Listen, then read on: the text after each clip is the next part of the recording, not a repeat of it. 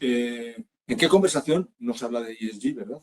Ahora, no hay reunión del sector al que vayamos, de cualquiera de los temas que tengan apellido ESG, incluso desde todas las áreas, desde la parte, vamos a llamar directivos, como las pólizas D&O empiezan a contemplar todo esto, a la parte de primera línea, segunda línea, tercera línea. Quito el apellido de defensa, porque nos han dicho del Instituto de Auditores Internos que ya no son de defensa, que hay que quitar el apellido de defensa. Entonces, todo esto está muy bien, está imbuido en lo que es el devenir nuestro continuo de las actividades, pero claro, ¿cómo lo abordamos? ¿Cómo le ponemos el cascabel al gato, ¿no? ¿Cómo empiezo a formar yo el plan director de implementación de riesgos ESG? Bien, pues vamos a contar nuestra experiencia con la que estamos trabajando en clientes. Es una experiencia que está inspirada en el Instituto de Auditores Internos y en un SPA, que ya se ha escrito, seguro que probablemente alguno de vosotros ya lo conozcáis. Nosotros hemos recogido la inspiración que hemos tomado de compañías punteras, así como del Instituto de Auditores Internos, UNESPA, y esta es la forma en la que estamos trabajando con los clientes, para ver lo de siempre, qué acciones hay que hacer, con qué plazos y qué entregables. Es el ejemplo de la... Insisto, es una reglamentación viva, va cambiando de continuo, fechas o temas a incluir, y por eso esa visión que vais a ver no es estática, va a ser tremendamente dinámica con todas las derivadas que habrá aquí. Pues sin más, la presentación nuestra, como decía Joaquín, vamos a hacer en ello una breve exposición inicial teórica para repasar la teoría, pero no quedarnos en teoría, sino simplemente ver qué habría que hacer, lo de siempre, ¿no? Repito, acciones, plazos entregables, acciones, plazos responsables, para que luego María nos enseñe un ejercicio práctico. Bien, ¿qué van a tener de impacto en nuestra entidad? ¿Cuáles son las claves que vamos a tener aquí? Vamos a tener solvencia 2, información no financiera, con CSDR. CSDR es la normativa. The Corporate Sustainability Reporting Directive. ¿Vale? La directiva del reporte de la directiva de sostenibilidad. ¿Cómo hay que contar todo esto que vamos a trabajar en cuanto a sostenibilidad?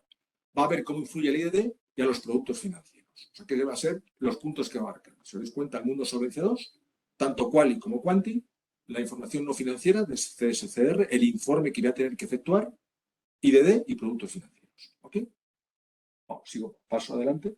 Bueno, ¿dónde nace todo esto? Esto empieza ya, esto siempre ha estado, pero en el 2015 ya cuando la ONU ya tuvo un compromiso acerca de todo esto. ¿Cómo se abarcó? Pues con estos puntos. Cambio climático.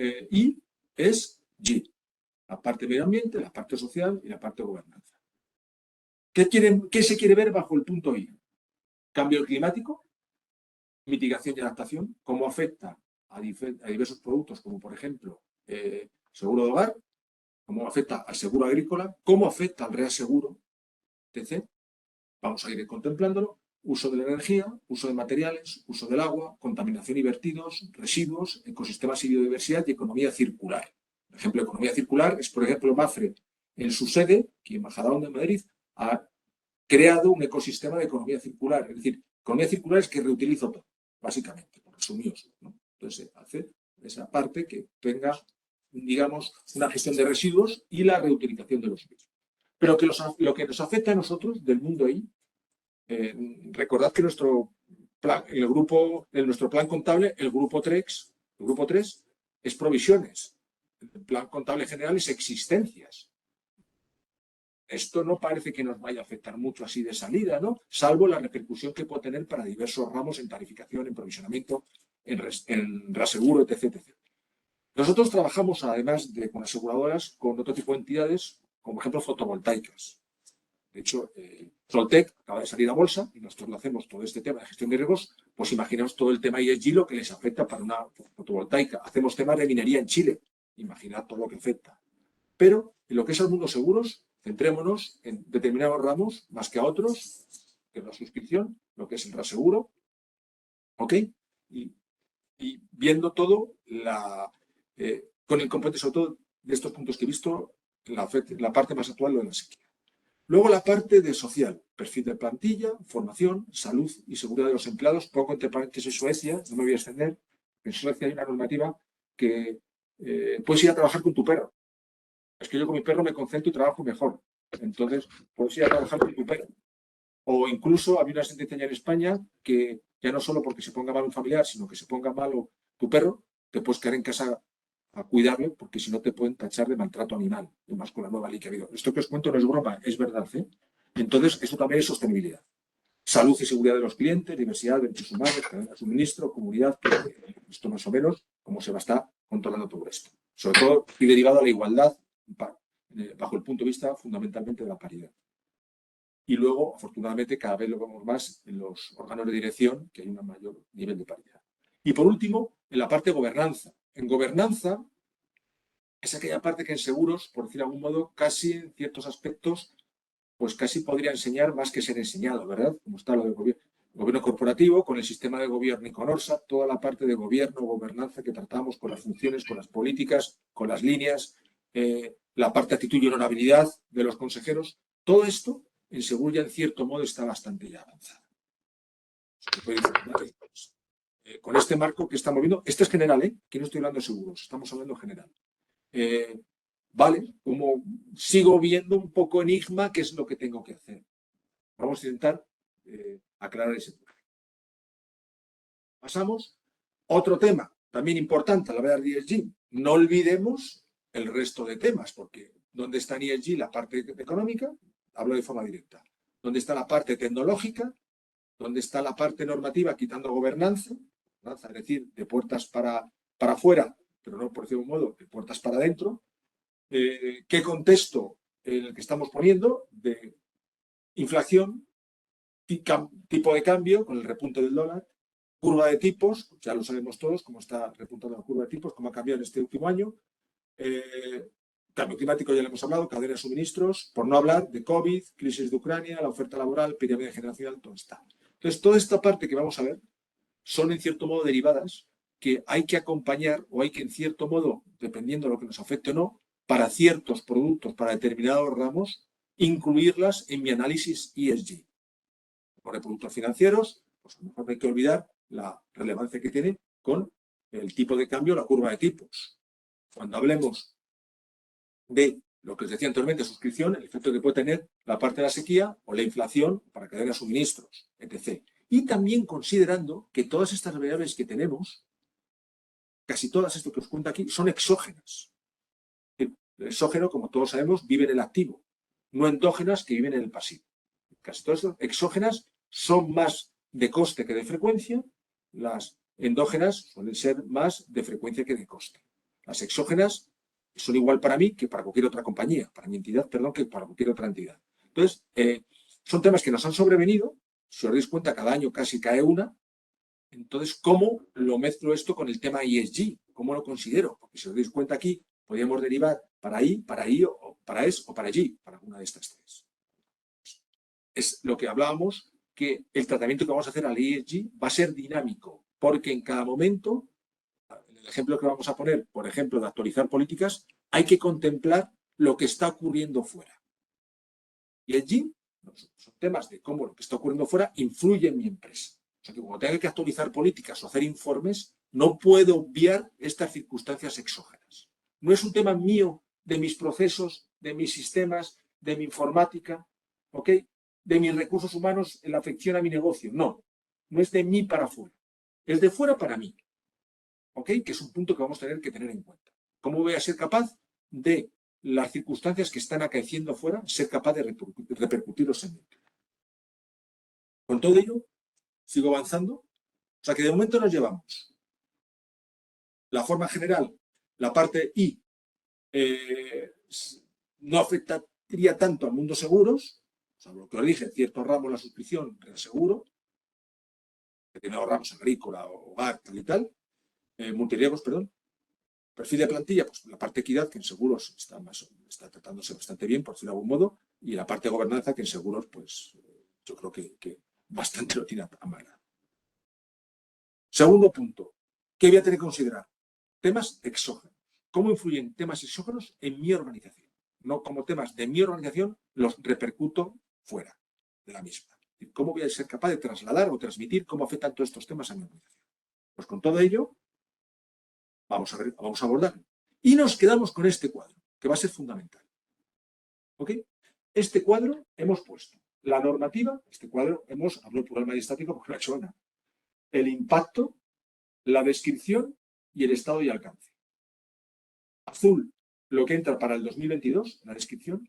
Verde, para el 2023, de aquí a 17 días. 16 días, perdón. Y en naranja, las recomendaciones que hacemos nosotros. Por ejemplo, todo esto nace en el reglamento delegado de la Comisión del 21 de abril del 21. En cuanto a riesgo de sostenibilidad en la gobernanza de las empresas de seguros. Impacto en solvencia 2. ¿Qué hay que hacer? Necesidades de solvencia. ¿Cómo me afecta todo ello? Pues, con un ejercicio 2. Ahora veremos lo que desde UNESPA, haciendo eco de la directriz de la normativa de IOPA, transmitieron que tenía que contemplar nuestro ejercicio 2. O sea, que tengo necesidad de solvencia. Vale, ¿cómo lo ves? En la parte 2. Informes FCR. El informe SFCR que habrá que presentar el año que viene, el que haremos. Recordad que el año que viene es SFCR y RSR. ¿Eh? Solamente estoy hablando del SFCR, no del RSR. Tendré que poner una coletilla de cómo afecta el tema medio ambiente. Luego, sistema de gobierno. Las funciones clave para DT. Funciones clave, como ya sabemos todos, gestión de riesgos, actuarial, verificación de cumplimiento y auditoría interna, tendré que apellidarlas con la coletilla ESG en donde considere. Para riesgos. Tendré que parar un mapa de riesgos con todo esto que hemos hablado. Y así como las comisiones de auditoría, nombramientos y retribuciones, también tendrá que considerar la parte ESG. O sea, que, repito, lo que nos caería ahora mismo, las cosas que tendríamos que preparar es mi ejercicio ORSA, ahora veremos qué es lo que hay que hacer en ejercicio ORSA, mi informe SFCR con una coletilla de cómo afectan todas estas variables exógenas que anteriormente comentamos a mi entidad bajo el prisma ESG, sistema de gobierno, las funciones, por ejemplo, función de gestión de riesgos, cuando tenga la política de suscripción, tendré que hablar cómo le está afectando, cómo le puede estar afectando el cambio climático. Cuando hable de la parte de reaseguro, de contraparte, pues tendré que ver también cómo le está afectando con la cotización o el nivel de cobertura de mis reaseguradores, todos estos temas. Y así sucesivamente. Mapa de riesgos, ese va a ser el ejemplo que os va a poner María de cómo se trabaja con un mapa de riesgos y luego en las comisiones de auditoría, nombramientos y retribuciones, tener siempre la coletilla de IES. Esto es de aplicación desde el 2 de agosto del 22. Esto, ya la DGS, que insisto, no se casa en todas las ponencias que hay de transmitir cómo va a afectar todo esto, ya no nos lo puede pedir. De hecho, estamos viendo inspecciones a clientes nuestros que ya les dicen, oye, ¿cómo vais? ¿Qué estáis haciendo al respecto de ESG? Los clientes le decimos, es que comentar lo del ORSA, es que ver, que ya lo comentarás en el informe SFCR, las funciones claves tienes que apellidarlas, las políticas, y los mapas de riesgos empezar a preparar. Esto es la pregunta que nos cae ahora en el examen. Luego la ley 7 del 21, del 20 de mayo. Cambio climático y transición energética. Claro, ¿aquí qué ocurre? De aplicación desde el 22 de mayo, pero está hecha la ley, pero no está el reglamento. Hay 2 años para hacerlo.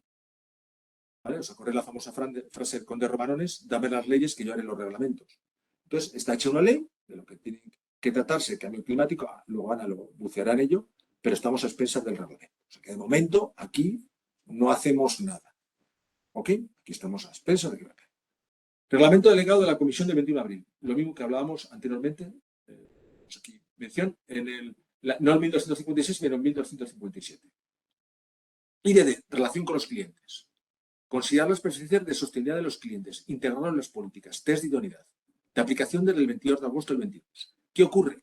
Para determinados productos, los apellidamos, aunque son productos, si queréis, con marchamo de sostenibilidad. En que estamos cuidando con estos productos el medio ambiente. ¿Cómo? En la gestión de nuestros proveedores, como en las inversiones que van afectas a estos políticos, a estos productos. ¿Ok? Que son inversiones que tienen el marchamo de sostenibilidad. Nosotros nos preocupamos muy mucho, ahora lo expandiremos, de aquellas contrapartes en las que invertimos que nos cuenten cómo están tratando desde la gestión de residuos a otras partes de cuidado del ambiente, del medio ambiente, perdón.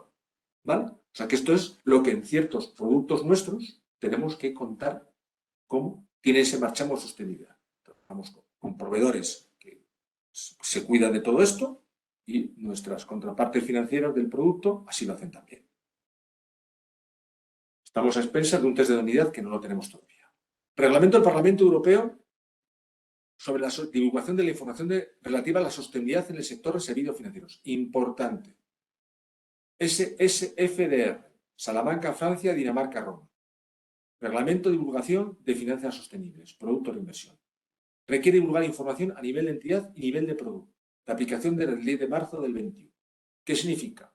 Los productos financieros tienen que, lo que comentaba anteriormente, comentar, para la redundancia, que en sus contrapartes han tenido cuidado con todo el tema sostenibilidad. El mundo I, el mundo E, el mundo S y el mundo I. Por ejemplo, Invento Repsol. Eso nos va a comentar cómo está tratando la gestión de residuos, cómo está cuidando el medio ambiente, cómo hace las explotaciones con el cuidado o con el nivel vamos a decir, de sostenibilidad que se exige, etc, etc, etc. Todo esto nos lo tienen que informar nuestros proveedores de productos financieros. Se está preparando, al igual que en los electrodomésticos, veis que hay como un escalado, ¿no? que va de verde al rojo, hasta de una escala de 1 a 6, hasta qué punto pues tienen esa parte vamos a decir, de peligrosidad, ¿no? Los electrodomésticos, pues hasta qué punto tendría ese nivel de, vamos a llamar, de sostenibilidad todos los productos financieros. Está preparando que a partir de ahora pues tengan ese escalado. Y por último, la ley de diciembre, porque se modifica el Código de Comercio, ley de sociedad de capital, ley de autoría de cuentas. Incorporar información relativa a los menos a cuestiones medioambientales, sociales, de personas, respecto a derechos humanos, etc. Aplicación desde el 30 de diciembre del 18, ampliando alcance enero 21. Ahora Ana comentará qué empresas están obligadas a hacer esto. O sea que de momento, a fecha de hoy, nos llevamos 12, 13, 14, que estamos, día 15, perdón, la parte de ORSA, la parte de informes FCR, que ya cuando lo hagamos, pues ya hubo que hacer una medición el año pasado con el ORSA, pero bueno, habrá que repetirlo en este ejercicio, el informe FCR del Marchamo, las políticas, el mapa de riesgos. Y en las comisión de auditoría y nombramientos y retribuciones se hablan de estos temas. En el orden del día tienen que estar ahí. Vale, aquí lo que hablábamos, ¿no? Paso a comentar esto rápido, tiempo a vuestras preguntas y que María pueda exponer. Aparte que hablábamos de este primer punto, área de gestión de riesgos, sobre todo políticas de suscripción y constitución de reserva, lo más relevante, qué medidas tomará la entidad para evaluar y gestionar el riesgo de pérdida o modificación del valor de los pasivos como resultado de hipótesis inadecuadas en tarificación y constitución de provisiones, debido al riesgo de sostenibilidad. Por ejemplo, lo que hablamos ahora, viene la gota fría, pues, como yo, cuando ocurre todo esto, cómo lo cuido, cómo lo palío, pues puedo hacer una revisión de tarifa o puedo usar mi reaseguro, que es el que tengo de esta manera. Política de gestión de riesgo de inversión, ya lo hemos hablado. ¿Cómo vamos a hacer para que garanticemos que vamos a invertir, vamos a gestionar el riesgo de sostenibilidad en nuestra cartera de inversiones? Voy a pedir a mis contrapartes que me demuestren cómo están haciendo toda la parte de sostenibilidad en sus productos financieros. ¿Okay? ¿Cómo hago política de gestión de activos y pasivos? Gestión de riesgo de liquidez, gestión de riesgo de concentración, riesgo operacional, reaseguro. ¿Cuándo proceda? ¿Vale? La entidad deberá integrar los riesgos de sostenibilidad en estas políticas. A priori, pues, no es tan intuitivo, ¿no? Como por ejemplo la de suscripción y constitución de reservas, la de reaseguro que decía, mi política de gestión del riesgo de inversión. ¿Vale? O sea, aquí tendré que ver hasta qué punto, pues oye, pues me influye de momento, no, pero estas no son las políticas, vamos a decir, más urgentes, sino suscripción, gestión de riesgo de inversión y reaseguro o contraparte. Función de gestión de riesgo, lo mismo. Riesgos emergentes y los riesgos de sostenibilidad. ¿Cómo los estoy tratando? Pues estoy tratando de esta segunda línea, controlando la primera línea y haciendo un ejercicio ORSA que me informe de cómo. La función actuarial, ya lo hemos hablado, sobre todo en la política de suscripción. Tanto en el ORSA, aquí lo tenemos abajo, evaluación a corto y largo plazo. La hipótesis que se maneja es un aumento de la temperatura global por debajo de 2 grados, más de 1,5, en consecuencia con los compromisos de la Unión Europea, y otro escenario en el que el aumento de la temperatura global supera los 2 grados centígrados. ¿Cómo puede influir? Pues que tenga una mayor estabilidad, que tenga esta derivada, etc, etc, etc. ¿Okay? Es un poco así, vamos a decir, no directo, ¿no? Nosotros como actuarios estamos más acostumbrados a digamos, a cuantificar todo, ¿verdad? Con datos más objetivos, etc. Aquí no. Aquí tenemos que ver cómo puede provocar determinados productos más siniestralidad, sobre todo aquellos productos, insisto, vinculados con multirriesgos y aquellos otros con casos de igual. Sigo. Gestión de inversiones, ya lo hemos hablado, como persona prudente.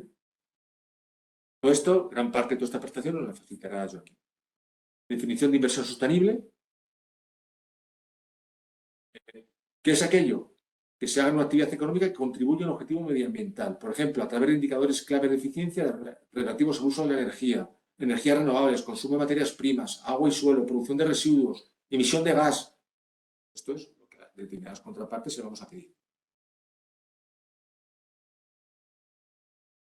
Toda inversión que se realiza en una actividad económica que contribuye a un objetivo social y en particular a la lucha contra la desigualdad. Esta compañía a la que invierto tiene una fundación que está apoyando determinados colectivos o determinadas actividades.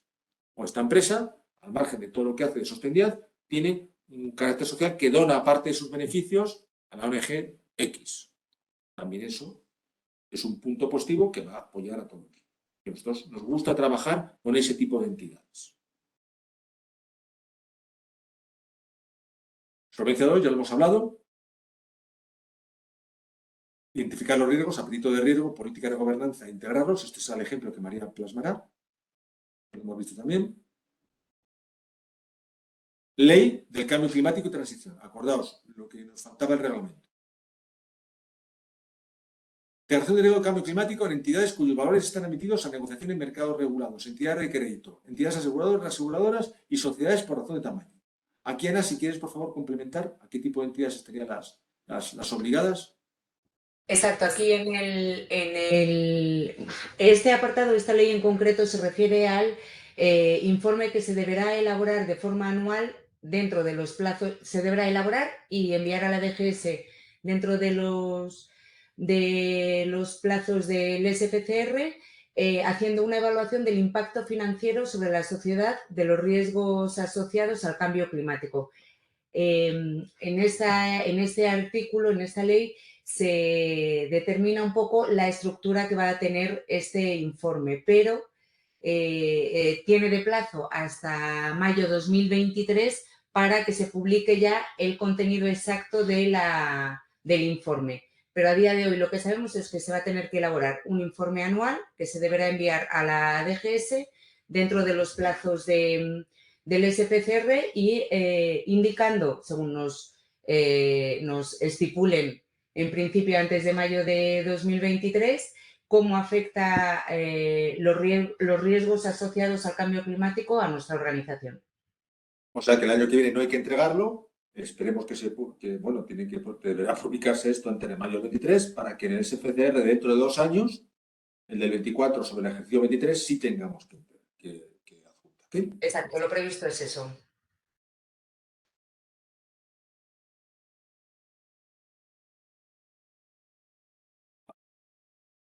La parte IDD, ¿vale? Reglamento delegado. ¿Qué debo tener en cuenta en cuanto a sostenibilidad para mis productos? Diseño del producto, capacitación del personal que diseña el producto, aprobación del producto, el mercado destinatario, prueba de producto. Esto es medio complicado, ¿vale? ¿Cómo pongo todo esto? Nosotros siempre, lo que os comentábamos anteriormente, lo ceñimos a mi producto, ha tenido en cuenta, por decirlo de modo, que no daña el medio ambiente, que es un producto paritario, de igualdad, y cumple la norma, ¿vale? Está ahí fenomenal, pero nos ceñimos, por ser un poco más concretos, a la gestión de proveedores y a la inversión que se realiza sobre las provisiones de este producto. Este producto trae este marchamo y a partir de ahí pues, invertimos y se invierte las provisiones en este producto. Es lo que ponemos como marchamo, no lo dice ninguna ley, no lo estipula ningún reglamento. Es lo que nosotros hemos interpretado y trabajamos con los clientes y lo que ha visto el supervisor hasta ahora le ha parecido bien. Esta normativa, este tipo de normativas complicadas que te dicen lo que hay que hacer, pero no cómo hay que hacerlo, ¿verdad? Te deja ese lugar a la interpretación. Pues en eso es lo que estamos haciendo. Sigo avanzando. Reglamento. Todo el tema del mercado de los servicios financieros, ¿no?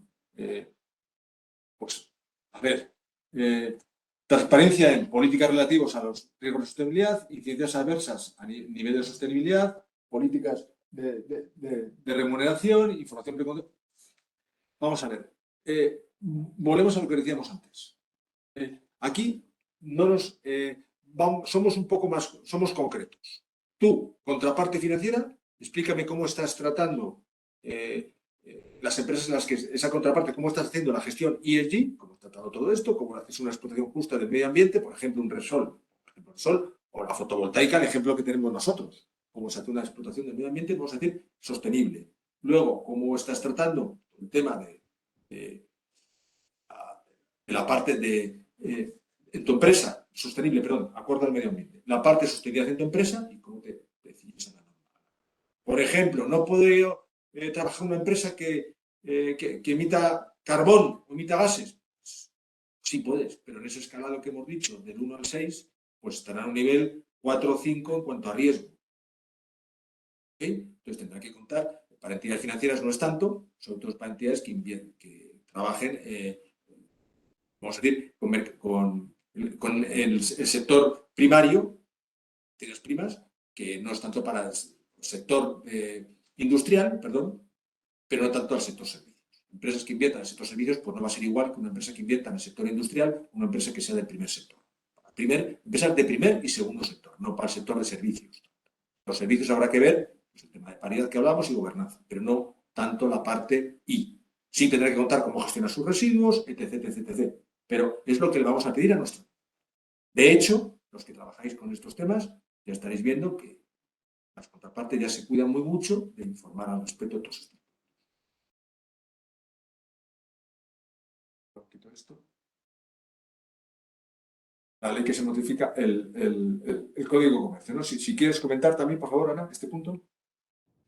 Este es, la ley de 2018 ya incluía requerimientos sobre información de los factores financieros para determinadas empresas. Se produjo una modificación en enero de 2021 en la que la obligación de presentar los estados de información no financiera aplicaba a todas las empresas que tuvieran más de 250 empleados o que tuvieran consideración de entidades de interés públicos, salvando las pequeñas y medianas empresas, o que durante 2 ejercicios consecutivos cumplieran alguna de estos dos requerimientos, que es que el total de partidas del activo fuera superior a 20 millones de euros y que el importe neto de la cifra anual de negocio supere los 40 millones de euros.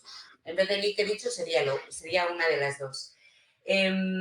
Esto ya estaba en vigor y aplicaba a las entidades que cumplían estos requisitos, y ahora la Unión Europea lo que está haciendo es modificar tanto el contenido del estado de información no financiera como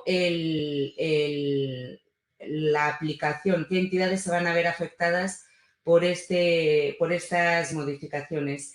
La Unión Europea lo que busca ahora mismo es una mayor transparencia y una mayor homogeneización para que todo el mundo dentro de la Unión Europea traslade la misma información y de la misma forma dentro de lo que cabe. Si, Santiago, por favor, me pasas a la siguiente.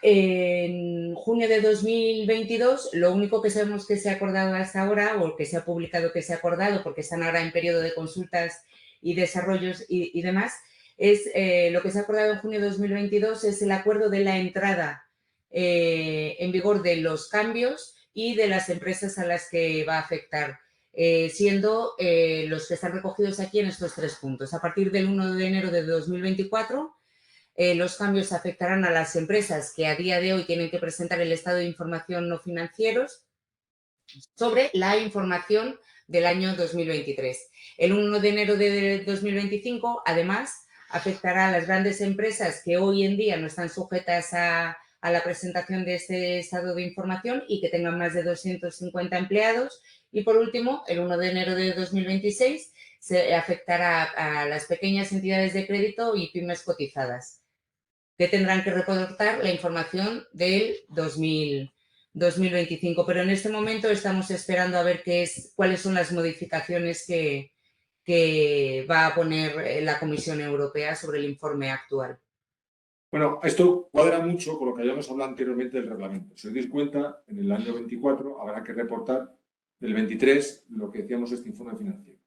En un año 25 grandes empresas que actualmente no estén sujetas y que tengan más de 250 empleados. Y a partir del año 26, pequeñas entidades de crédito, pymes y ya todo el resto cotizadas. ¿Ok? Es decir, en un año 26 va a ser un informe de manera general para todos. Que no sé si el 2026 queda mucho, queda poco, pero de aquí a 4 años, pues, bueno, en un año 26, 3 años, pues se va a pedir un informe, pues, a todo tipo de empresas. ¿Vale? Vamos a ver en qué queda finalmente esto, si se dilatan los plazos, si se modula como hay que hacerlo, etc, etc. Pero lo que a nosotros respecta, al mundo del seguro, nos quedaríamos con empresas sujetas a la Directiva de Información No Financiera a reportar del 23, en el cual, por merced a este artículo, o sobre todo merced a lo que vimos anteriormente del reglamento, vamos a estar obligados. Hasta entonces, pues vamos entrando con lo que hemos dicho. Las políticas, el ejercicio ORSA y un informe tipo como el que, o un ejercicio tipo el que María ahora nos muestra. Metodología, aquí paso rápido, como lo tratamos. Esta metodología, levantamos información, lo que os he dicho, nos basamos en un ESPA, Instituto de Actuarios, y lo vamos haciendo con Instituto de Auditores Internos, lo vamos haciendo de manera continua, levantamos información, juicio experto, para ver cómo es cada empresa, los productos que tiene, su política de inversión, su reaseguro, etc, etc. Bueno, y aquí yo creo que vale más una imagen que 1000 palabras. No viéndolo cómo andamos de tiempo, María, si te parece, si te damos paso y pasas a compartir. Esto sería el ejercicio que haría. Vais a ver un ejemplo de matrices que trabajamos con la parte de gestión ambiental, aspectos sociales, auditoría, aspectos de gobierno. Esto es lo que vais a ver. Esto es del Instituto de Auditores Internos. Gestión ambiental, emisiones distintas a los gases de efecto, recursos naturales, economía circular, cambio climático, gobierno, procesos de gestión de riesgo, estrategia, objetivos, así sucesivamente con estos. Esto es lo que vamos a abordar. Pues, y vamos a ver de output final este ejemplo. María, si quieres, pues te cedo. Santiago, ¿podrías devolverme a la pantalla de las matrices? Disculpa. 2 atrás. Aquí. ¿La anterior a eso? ¿Cómo más? Ahí.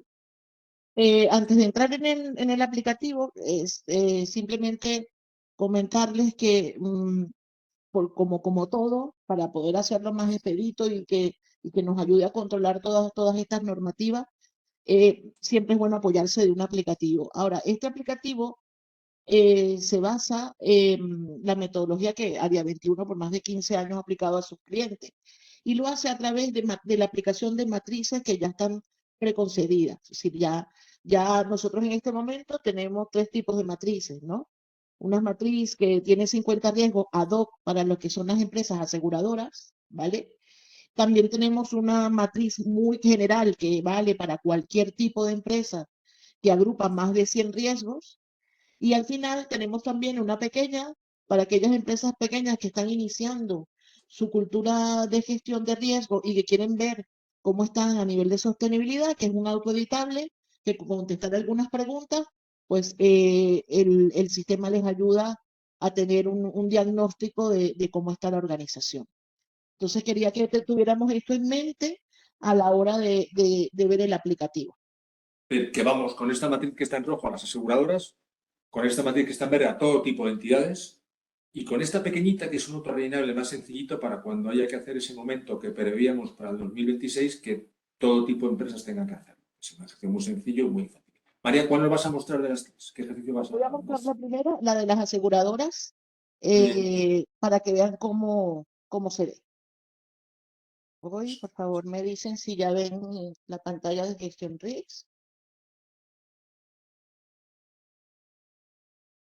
¿He dejado compartir? Déjame intentarlo otra vez.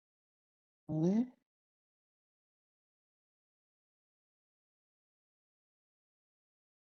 Ya estamos, María. Muy bien. Entonces, bueno, como todo aplicativo, entramos con un password, ¿vale? Y un usuario que se asigna, ¿verdad? Y luego ya vemos la cara del aplicativo, ¿no? Este aplicativo, por ir muy rápido, pero que no se pierdan de su funcionalidad, es multiempresa. Es decir, yo pudiera Si tengo un pool de empresas, pues dirigirlas todas desde el mismo aplicativo y tener visual de las matrices de riesgo de cada empresa de manera independiente. Adicionalmente, controla usuarios, todo lo que puede significar permisología. Pero ¿qué es lo más interesante del sistema?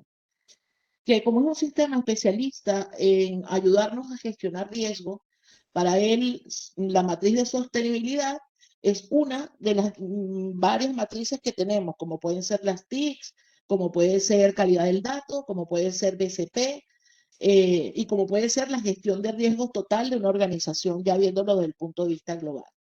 Entonces, en el caso de sostenibilidad, esta matriz está compuesta de 50 riesgos, ¿vale? Que si quisiéramos mirar esta organización como ejemplo, nosotros simplemente con darle clic aquí ya podemos tener un panorama de los 3 conceptos fundamentales que estamos manejando: el ambiental, el de gobernanza y a nivel social.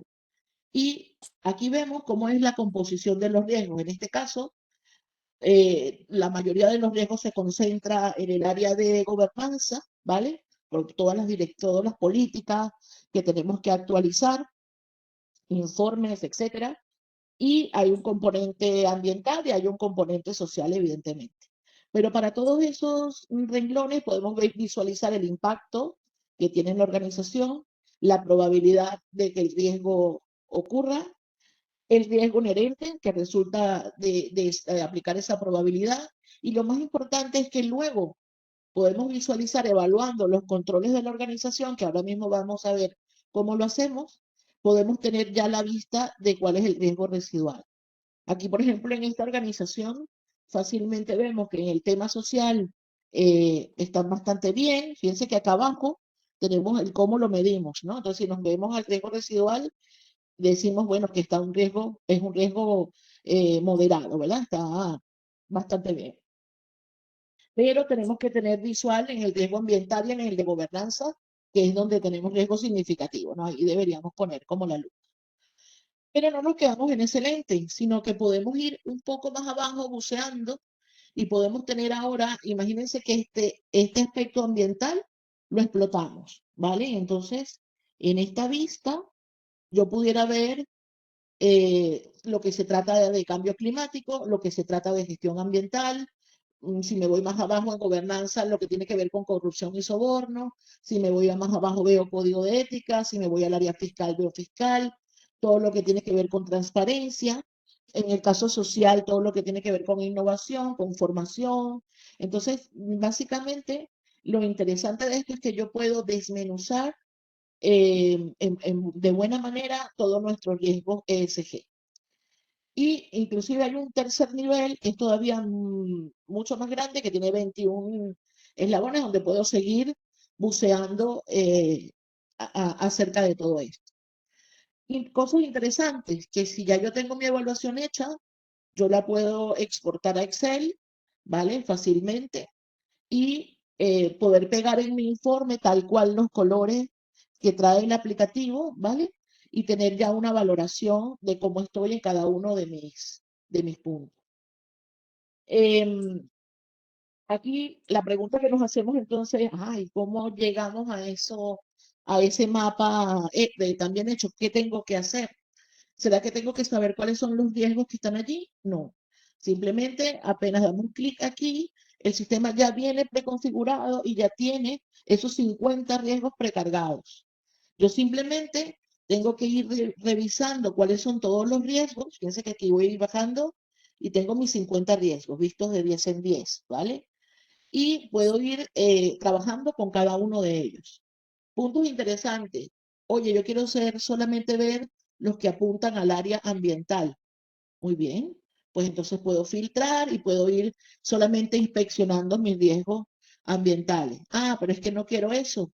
Resulta que mi organización tiene varios departamentos y yo quiero ver esos riesgos por el área que más afecta. Por ejemplo, yo quisiera ver todos los que afectan a recursos humanos.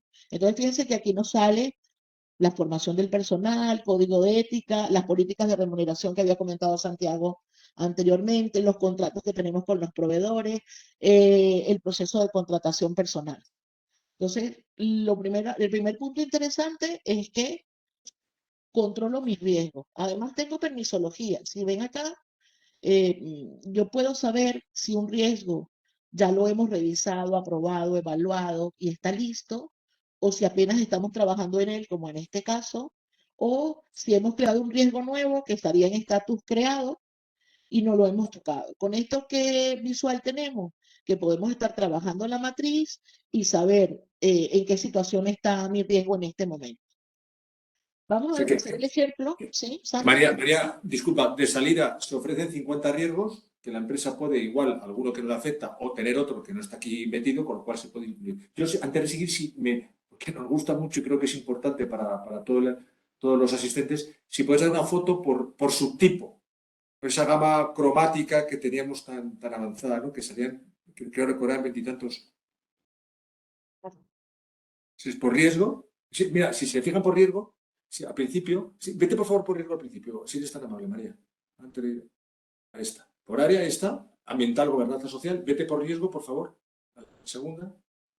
Si se dan cuenta, antes de cada uno hay un apellido. Ambiental, cambio climático. Ambiental, gestión ambiental. Así sucesivamente, GOB es los que más hay. ¿Okay? Y dentro del gobierno, estructura y responsabilidades. De 50, 15 están en gobierno, estructura y responsabilidades. Luego, gobierno, transparencia, supervisor, reporting, también tiene 6.